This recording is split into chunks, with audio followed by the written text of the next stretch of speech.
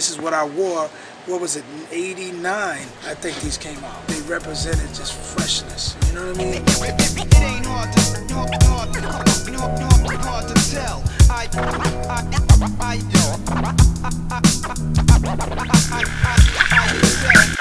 I'm an addict for sneakers, 20s a Buddha and bitches with beepers. So Nas, you're a documented sneakerhead from way back. I'm an addict for sneakers, 20 of Buddhas and chickens with beepers. Like from back then, you were yeah, it's your favorite album, but yeah. So even back then, you were into sneakers. What got you into them back then? I've always just been into sneakers because, for one,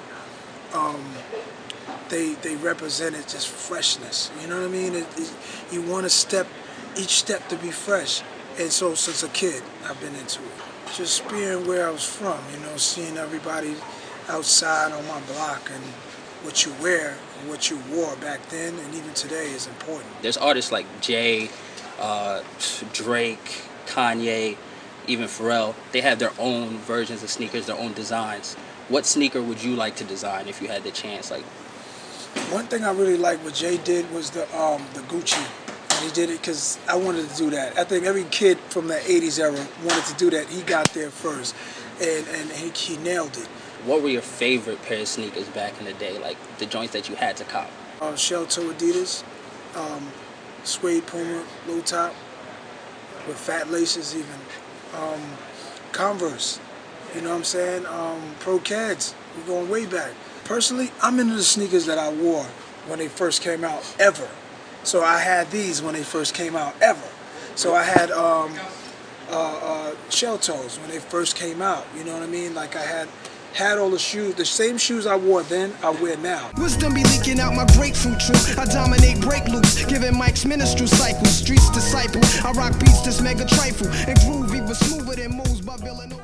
Kind of on the music aspect of things, you've had a lot of growth. There's a lot of kids nowadays who are just hearing Illmatic for the first time with this re-release. Like 20 years, there's a lot of kids just getting introduced to it. Just tell me a little bit about your growth from then until now, musically. I'm extremely in awe of how far the music has come. There was a time when there were no Grammy nominations for hip-hop music. Like I'm talking about when I was like 8, 9 years old. There maybe there was 2 rap albums. One person had the vinyl. You bring it outside. No, spin I mean it by an artist in the whole world. There was maybe 1 to 2 rap albums. So I saw it turn to now. There's the influx of albums that are coming in each year. Today, I'm just reminded and humbled by my experience. I'm reminded of a time when it wasn't so.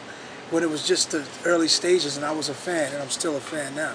When you make music, because all of these, new rappers, the new generation, obviously there was the j.cole joint that you hopped on the remix, all that for them. They look up to you still. You're such a big influence. Is that something that pushes you today? Is that your drive, to know, my fans are doing it now?